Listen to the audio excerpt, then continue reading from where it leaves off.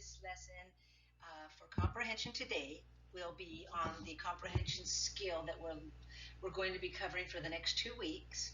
It's called cause and effect. So as I mentioned in Monday's video, when an event is the cause of another event, it is the reason why that second event happened. So a cause makes something else happen. An effect is what happens. When an event is the effect of another one, it happens as a result. So that's one of the key passages or phrases that you would see that indicates there's a cause and effect. So an example of that, other words would be so or because. Those would be examples of cause and effect. And I'm going to give you some more as well to work on. And you'll be working on finding the effect or the cause as we go through this reading today. And you're going to be writing that information down for me. But for now, I will be reading a story to you, and we're going to cover the cause and effect, and be giving you some examples as well. So let's go ahead and begin with the story. And while you're listening to the story, I'd like you to be very intuitive about listening to the key words that I was telling you that introduce the cause and effect, which would be because, so, or as a result. Those are some very obvious words that you will see in the passage. Okay, excellent. Let's go ahead and I'll read the story to you. Okay, students, we're going to just recap. So the cause and effect. Remember, the cause is a cause makes something else happen. A cause makes something else happen. The effect is what was the effect of that cause. And as I mentioned before, some signal words would be words such as because, so, and as a result. Now, sometimes you may not have those words obviously visible. So if you do not have signal words, this is what you would look for, is what caused the event to happen and what happened because of that event. Okay, so let's just say an example would be, it was raining while the car was going down the road,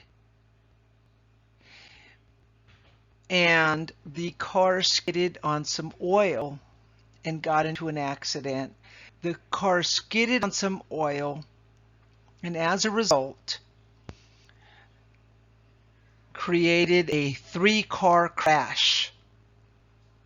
Now, the cause is what makes something else happen. Okay, so the cause was it was raining and the car slid on oil. The effect of that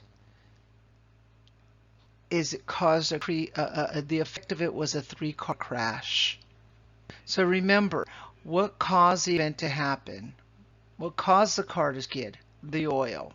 What happened because of the event? It caused a multiple car crash. A car crash with multiple cars. So think about that, students, okay? If you can't locate those key words, they're pretty obvious. All right? Excellent. Okay, students, I just wanted to go and put a few pictures in here to show you basically what some of this tragedy looked like.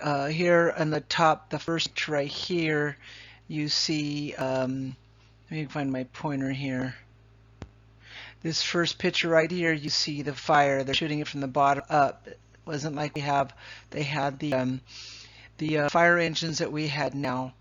They didn't have that. Here you can see all the factory workers, how close they are, all the garments, all the material.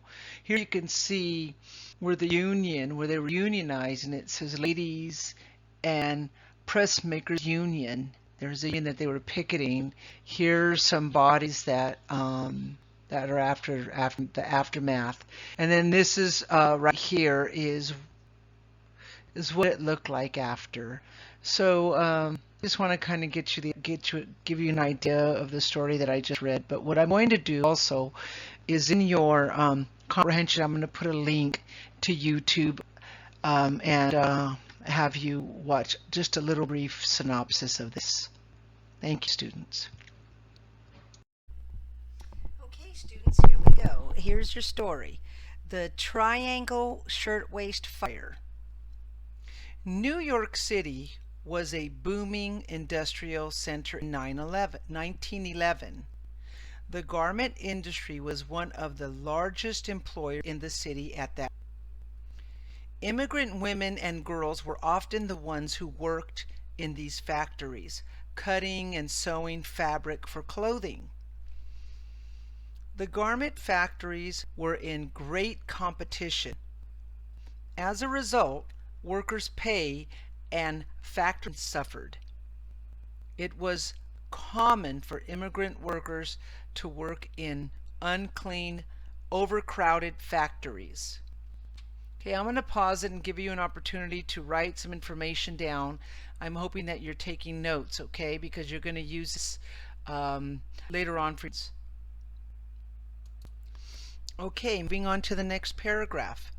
The Triangle Shirtwaist Factory specialized in making a popular women's blouse called the shirtwaist. The Triangle Factory was on the top 3 floors of the 10-story. Nearly 500 of the 600 employees were young men and girls. Sewing machines were crowded, together with hardly an aisle to walk between them. Cloth straps littered the floors. Webs of thread and cloth chairs and tables. There was no time for cleanup. Okay, I took notes on that previous, I paused it. Next paragraph. At 4:45 p.m. on March 25th, hey, that's my birthday, March 25th. March 25th, 1911, the Triangle Shirtwaist Factory erupted into an uncontrollable blaze. It was the close of a work day. Many were ready to walk out with their coats in hand. It was a cruel fate for the 146 people who died, trapped in flames within minutes of their freedom. 8th floor heard the first cry of fire. He and the manager grabbed buckets and began dousing the flames with water. A feast for the hungry fire.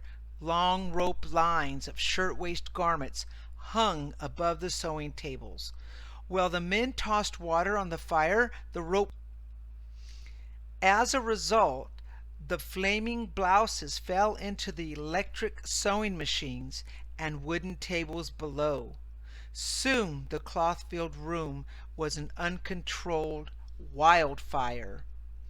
I will pause and give you a chance to go ahead and look for the key words, students.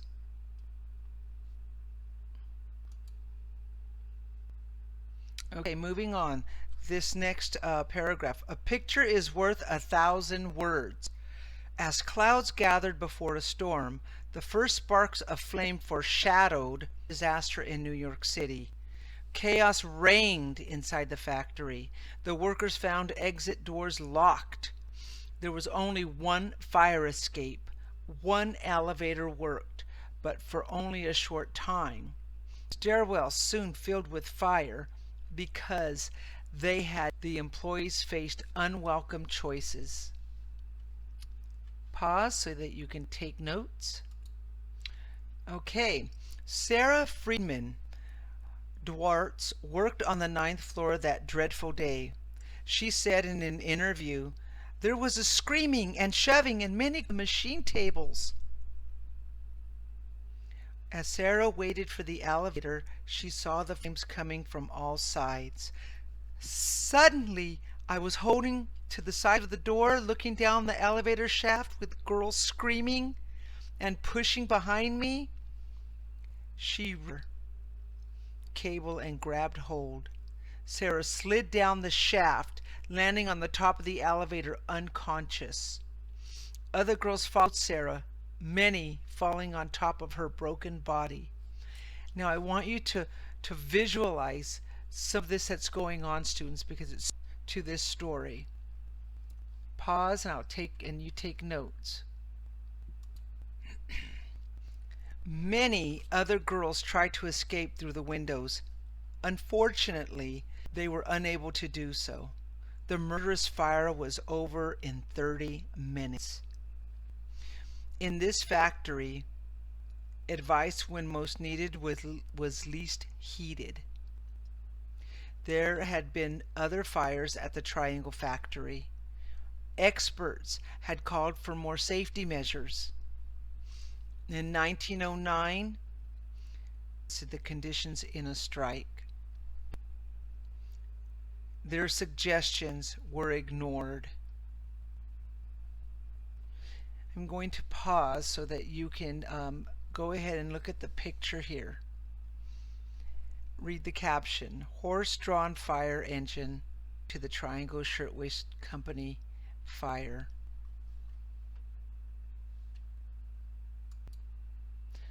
Now, finishing up. Again, in 1909, union workers protested the conditions in a strike. Their suggestions were ignored. Were not convicted of a crime, but public outrage did lead to reform. Workers organized, and political leaders took action. Many would say that the reforms were better late than never. Women who lost their lives. However, it was too little, too late. So, I want you to think about what we just read, and I want you to think about how the author introduced this story. Thanks to a copy of this so that you can reread it. In fact, I'm going to go ahead and I'm going to put it on your Word document, and I'll also attach that actually you have it here in the PowerPoint. So notes, and we're going to go ahead and move on to the assignment. Thank you, students. Okay, students, so I've put a couple of charts up here for you to view cause and effect, and I'm going to just go ahead and leave with those and give you an opportunity to pause this and kind of look at some of these. There are more signal words here. A signal word is often used between the cause and effect. Since, so, thus, because, due to, therefore, if, then, consequently, and as a result. So here are some examples for you. Again, here's another colorful one with some more signal words. And sometimes a cause can have different effects when you look at this. Okay, so I kind of want you to view this, kind of soak this in, look at these questions, look at how they identified examples of the effect and the cause. You notice that this effect came first before the cause, and that can happen too, students. You can sometimes have an effect and the cause happened after. In this case, Andy got 100% on his test. Wow, that's pretty cool, 100%. Well, what was the cause of that? It's because he studied. So they kind of flipped it and did a reverse. He got 100%. That was the effect. The cause of him getting that was he studied. So look at those, okay, students? Look at those examples, and I just kind of want to give you an idea because you're going to be doing many of these throughout the this week and next week as well. All righty. Thanks a lot. Bye-bye. Okay, students, just wrapping it up. We just reviewed cause and effect and some of the rules that apply to that, and we talked about the three main words that you would see would be because and so and as a result. And so this story that was the Triangle Shirtwaist fire. And so you're going to be rereading this as well as answering some questions, searching for the cause and effect. Remember that a cause makes something else happen, and an effect is what happens. Happy reading! Bye!